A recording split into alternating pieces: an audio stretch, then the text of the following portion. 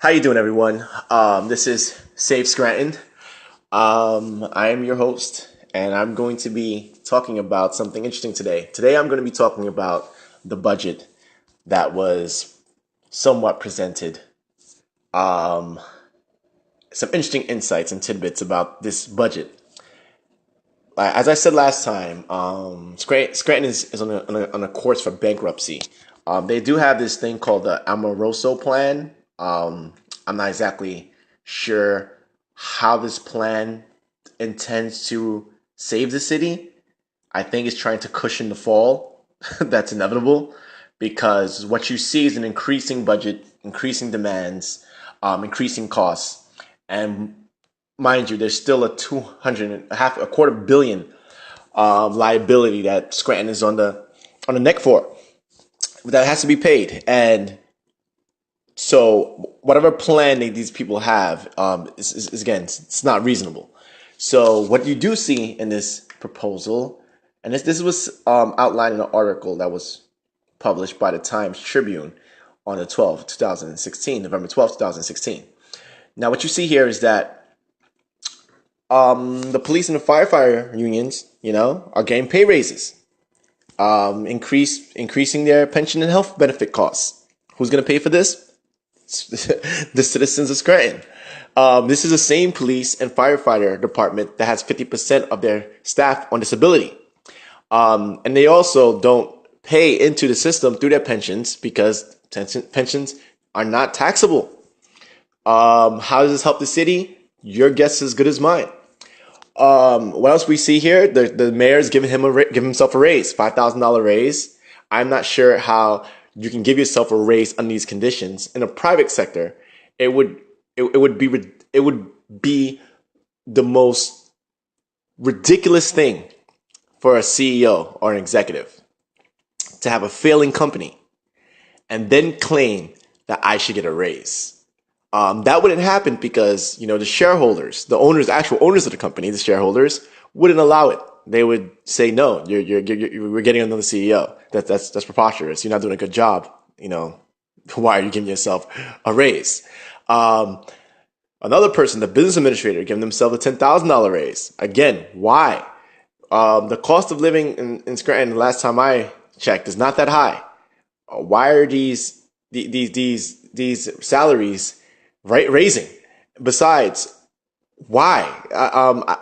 If you look around Scranton, what sort of accomplishments have been obtained that warrants these type of raises? Let's be honest with ourselves. Okay, they're saying that's several staffing and personnel moves and things like that. But of course, the most important part is the fact that they're increasing taxes again. Taxes are going to be levied. Let me see, 5.7% tax hike. So this is, again, the people are going to bail out the city for its mismanagement of assets. And that's unfair. I'm not sure, how does this solve the situation? How does this make Scranton more viable for a place to live in, for people to move into, or people to not move out of, for businesses to come? How is it? Let me hear a proposal of how this helps the situation. How does this help the city? So now the medium tax bill on land assessments is going from $384 to $460, $22 more. You have garbage collection fees, city wage tax. When you put all this tax together, you're being paid. You're basically paying to live in a dying city. Now, okay, all right. I actually believe that governments are not that different from corporations in that sense, or businesses. They actually provide a service, a utility, and any service, utility has value, and the value is what you pay for. So if I'm paying for something, it has to give me a certain sufficient value to warrant the money I'm giving, or else why am I paying for it? So the question I have is that, in all honesty, if you look around Scranton, why should you pay taxes? What are my tax dollars doing that warrants me paying them? If you look at other cities, you can look at them across the landscape of America. Again, what I often hear from people, how Scranton is a joke. Scranton's the most corrupt place in America. It's a mistake to move to Scranton. Everybody wants to move out. People I talk to saying, oh, 2 years, my son graduates from high school, I'm out of here. Other people are like, hey, man, I'm going to Texas. Hey, man, I'm going to Missouri. Anywhere but here. So why pay for these services? Obviously, the people are saying the services aren't good. They basically suck. And the government seems to have this other idea that, no, these services are great. In fact, they're worth more. So let me charge you even more for them. You know, if I have a cell phone bill and my cell phone bill starts increasing, the first thing I'm going to do is call them up and say, what's going on? And chances are, and I have done this on occasion, they'll apologize and say, oh man, you've been with us for so long. We love you. So we're going to lower your bill. In fact, T-Mobile, the company that I have, has a loyalty department where they will give you benefits. They will give you, you know, they will go out their way to accommodate you because they want your business. Governments should function the same way. If they really want the people of Scranton to stay here, if they want people to come here, they need to add value. They need to produce. We live in a market-driven economy. And in the market-driven economy, we recognize that people provide a service and people purchase that service. Somehow, governments wants to think that they're going to provide you a service and you're just going to accept it because you have no options. People, you do have options. You can always leave, you know, and a lot of people are doing that. And this is what I fear for this city, that people are just going to leave and the city's going to die. It's going to go bankrupt because, again, I do not see how these tax increases will stop the inevitable outcome of a bankrupt pension from the police department and from the fire department. And that's just a fact. In order to avoid this, there needs to be a new vision for the city. There needs to be a plan that allows the city to grow, to have more interest, more economic interest, for businesses to move here, for people to move here. There are 50,000 students that are in the universities around this area.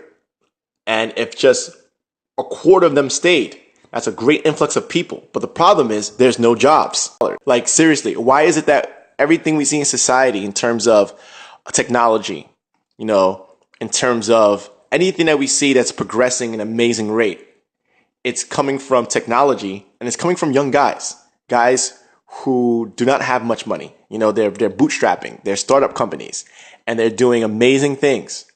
I say, what would happen if like Mark Zuckerberg was the mayor of Scranton?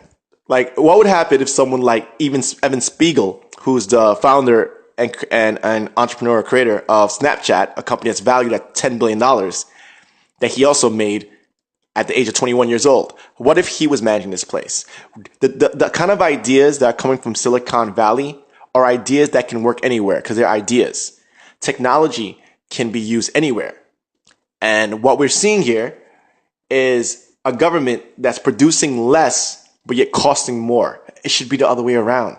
Things should be cheaper, but provide more value. You know, look at cell phones. There was a time where a cell phone could cost you, who knows, $1,000. In the 90s, cell phones were expensive. A smartphone, get out of here. Now you can get a smartphone that can do anything that those phones of the past could do, even more, right? The cell phones that we have today are stronger, faster, bigger, and cheaper. You can get a phone for $200 that can do more than any computer in the 90s. Why aren't we doing the same thing in government? Why isn't government providing services that are cheaper and better? Why isn't the city becoming vibrant and growing, having visionary strategies, having actual strategies that work in real time to provide jobs? But it's definitely possible. You know, going forward, there's so much stuff so much things that it's going to change going forward for the future. You have companies like Tesla that's making electric cars. I see that Tesla could be a great fit for this area because of the shipping. You know, it's a lot of people going to want electric cars going forward, especially these self-driving electric cars. And this could be a great place for it to ship. But again, why would he want to be here when he hears about the situation, when he looks around and sees everything? How can you sell this city to him? So people of Scranton, something needs to be done. Like, this is unacceptable. Why reward poor performance? As harsh as it sounds, no, that's unacceptable. If you want to change things, you're going to have to bootstrap. You're going to have to think in terms of a startup. Think in terms of the great entrepreneurs that have created great enterprises, have changed the world, how they began. They didn't begin with hundreds of $1 millions thrown at them. They began with a couple of 100,000, but they were able to produce. Their lack of money and lack of resources forced them to be creative, which shows that much their ability and their competence, that they're able to create without so much money being used. And this is what needs to be done. The government should be filled with people who are creative and who are competent and who are able to produce without costing the citizens money. And it's definitely possible. No one can tell me that's not possible when we have websites that are worth billions of dollars. And how much does it cost to make a website, right? You have Amazon that's worth, again, $100 billion in sales. It's just a website that started off in Washington as a bookstore. You have all these companies, all these examples of people innovating, doing things that doesn't cost money, but that produce great results, produce great value for everyone around them, for everyone in the world. And I think that this should be the same case for governments. This should be the same case for Scranton, and it can be. This place could be a very young city. You have, again, all these students who traverse this area. They could stay here and work here and revitalize this city. But we have to do right by them. We have to make the right decisions. The taxes need to be reasonable. The pension payments and retirement benefits need to be reasonable.